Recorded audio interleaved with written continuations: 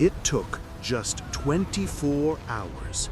24 hours to drown the world. The ice, all of it, melted in a single day.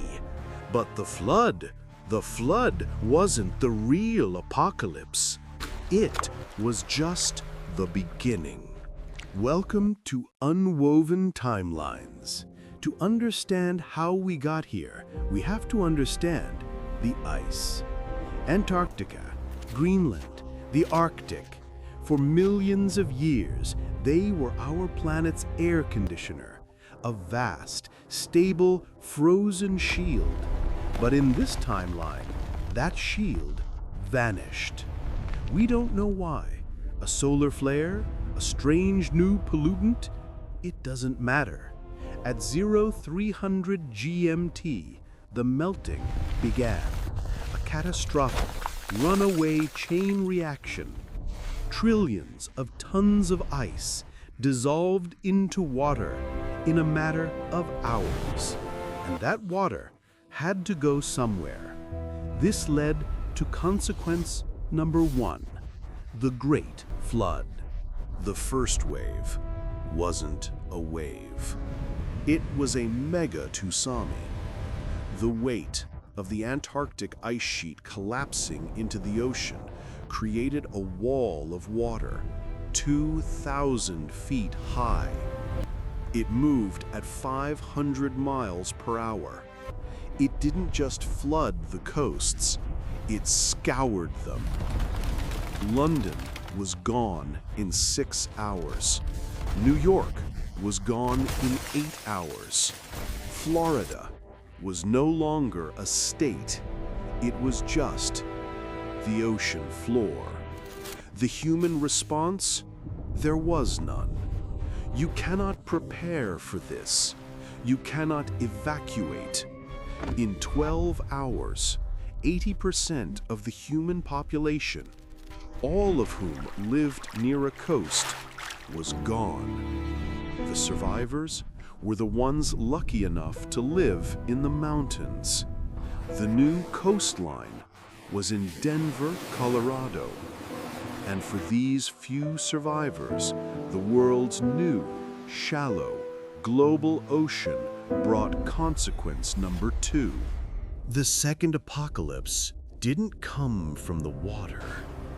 It came from the air. We forgot what was under the ice. For millions of years, the permafrost in Siberia and the Arctic had trapped billions of tons of methane. When the ice melted, this methane bomb was released. The air itself became unbreathable. The methane, a greenhouse gas 80 times stronger than CO2, wrapped the planet in a thick, toxic, hot blanket. The new, shallow oceans began to warm up. This caused a chain reaction.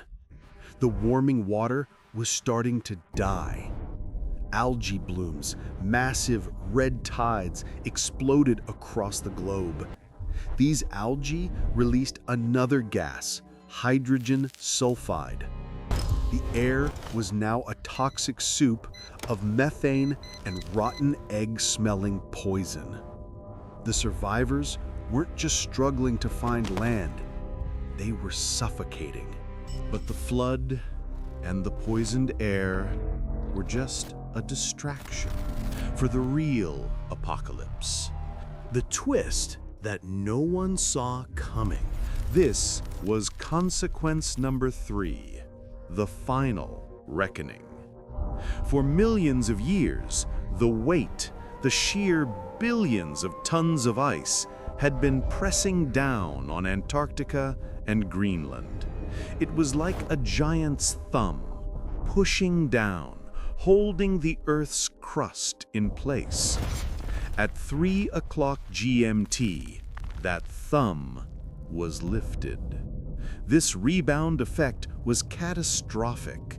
The Earth's crust, now unbalanced, began to crack. It wasn't just earthquakes, it was a global seismic event. The survivors who had escaped the water were now swallowed by the earth, and it woke them up. The release of pressure triggered every supervolcano on the planet: Yellowstone, Toba, Taupo. The real apocalypse wasn't the flood, it was the weight. And this is the timeline where our planet reset itself. We were always terrified of the threat of climate change, the slow rise of the oceans, the warming of the air. We thought we had time, but this timeline proves that our world is not a gentle, patient mother.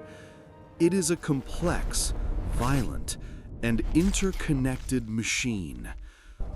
A machine of impossible weights and horrifying, perfect balance.